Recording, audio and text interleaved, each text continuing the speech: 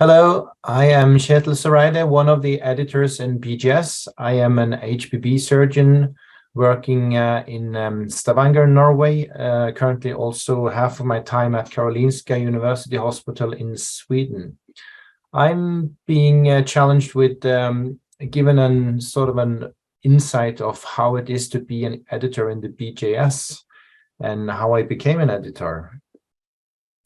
So my introduction to editing began back in Norway when I was a PhD student. I was introduced to the role of editing as a part-time editor in the Journal of the Norwegian Medical Association, which started my editing career, and I found it very challenging and interesting.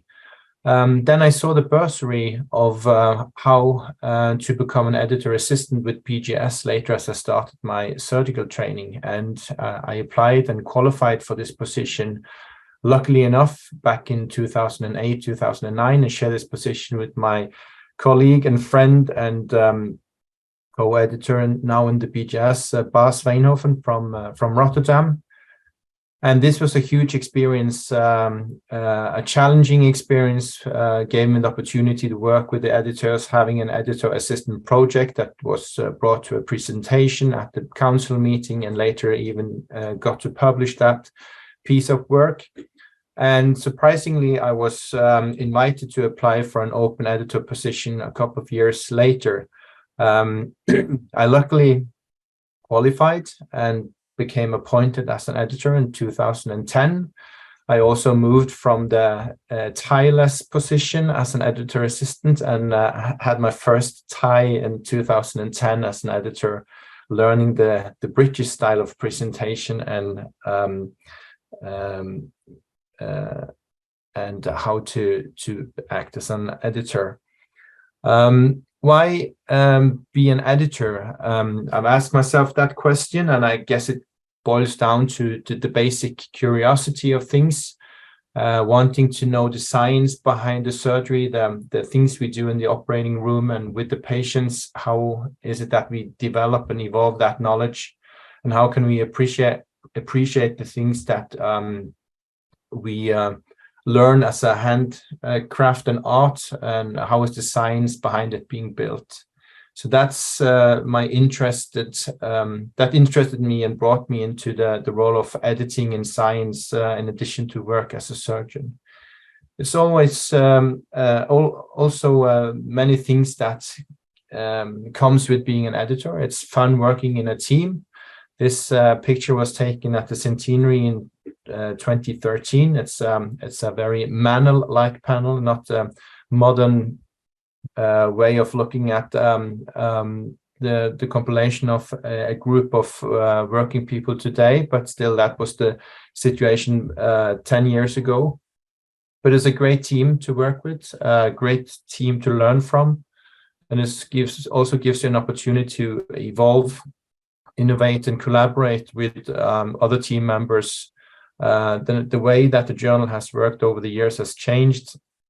A number of evolving concepts like an open publishing journal, visual abstracts, social media, to mention a few. So it's a dynamic process and it's a dynamic team, which I personally feel I've learned a lot from.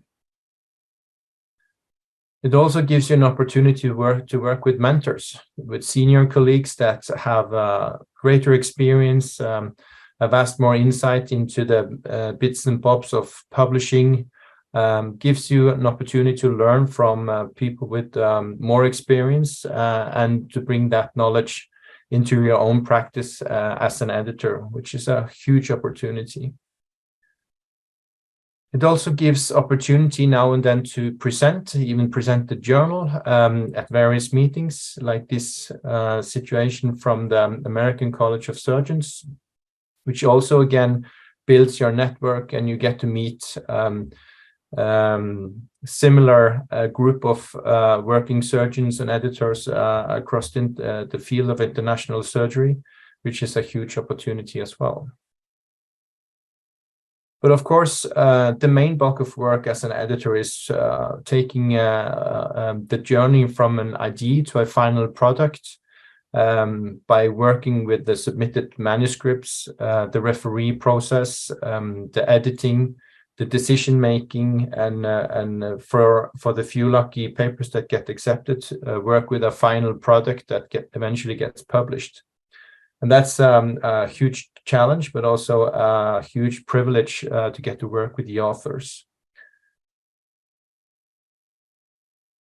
The handling of a manuscript is done in a fairly similar way across the editorial board, but every editor has their own way of working and working in a streamlined fashion with referees and also with the authors.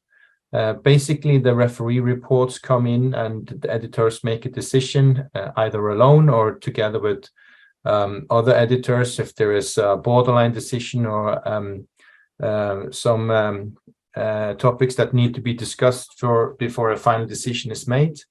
In principle, a decision to proceed with revisions, potential acceptance is those papers that we put the most efforts into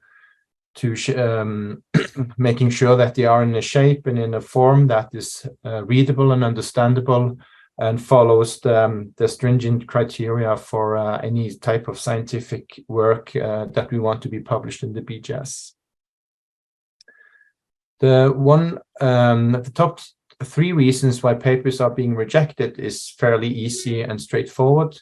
It's basically the methods that disqualifies most of the time a paper from being accepted. That does not mean that a paper necessarily is bad, even if it's being rejected in the BJS. The BJS has a privilege of getting a number of papers submitted from all over the world, and we can only accept those papers that we think and feel meet the highest form of scientific criteria, as well as meet the interest and brings the field forward in surgery. And even if a paper is wonderfully written and has a perfect format for BJS, if it fails to pass the methods review, it will still be rejected.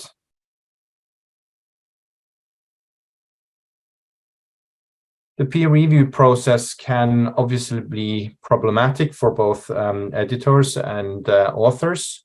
It's not the perfect system, but still it's the best system that we have. It's becoming more and more challenging to find referees. At the same time, we have the privilege of having very many talented young academic surgeons and researchers who are willing to review for the BJS. And in general, we have a very high standard and quality of the referee reports.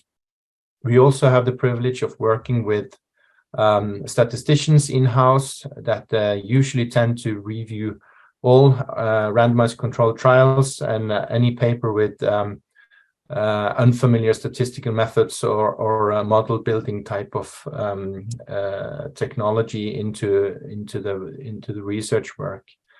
In general, editors make a decision either, as said, alone or together with another editor based on the referee report and the statistical report. And for those papers who are offered a revision, we will scrutinize the revisions made by the authors again, eventually having a second round of peer review before we reach a final decision of accept or reject. More lately, we also have had the opportunity to transfer some of the borderlines papers that would in the past have been rejected to our companion journal BJS Open, which works independently from BJS with their own editor-in-chief and editorial team and with their own independent decisions whether they will accept or reject transferred papers.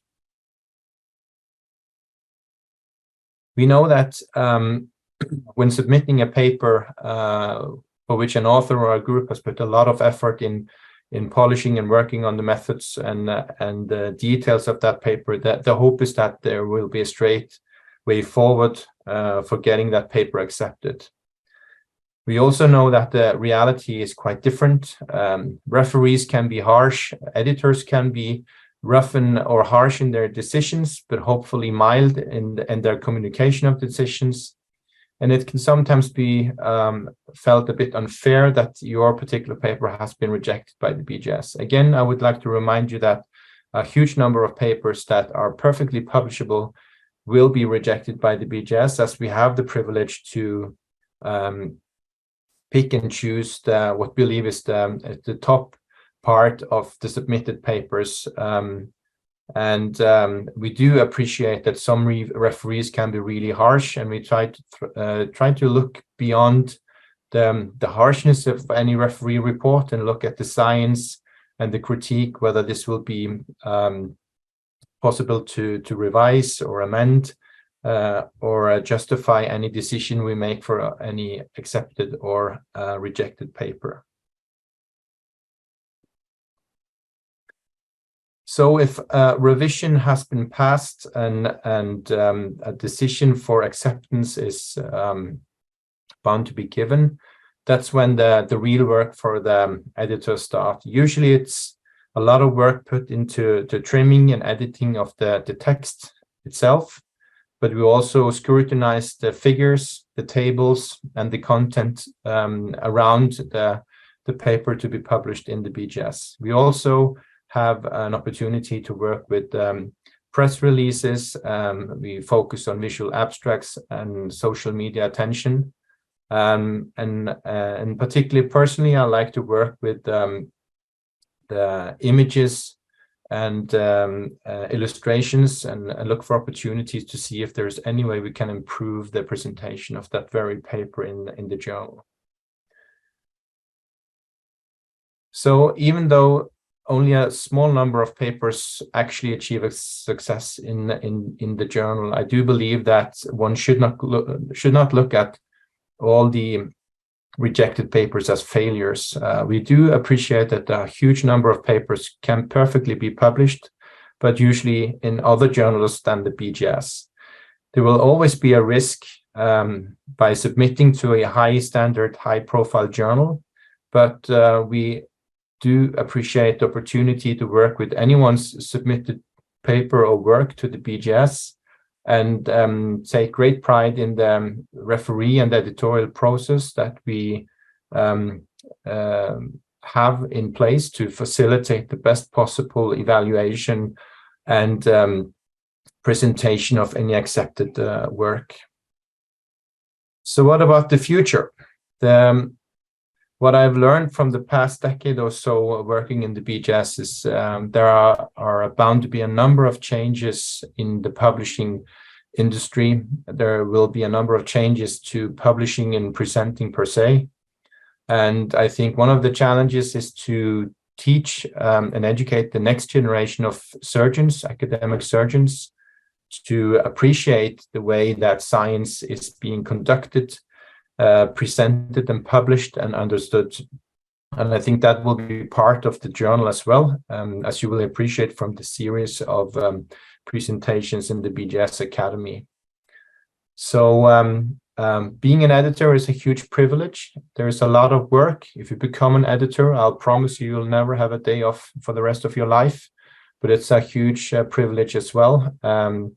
And I hope you'll take the challenge to apply for an editor assistant or a position sometimes in your lifetime career. Thank you very much.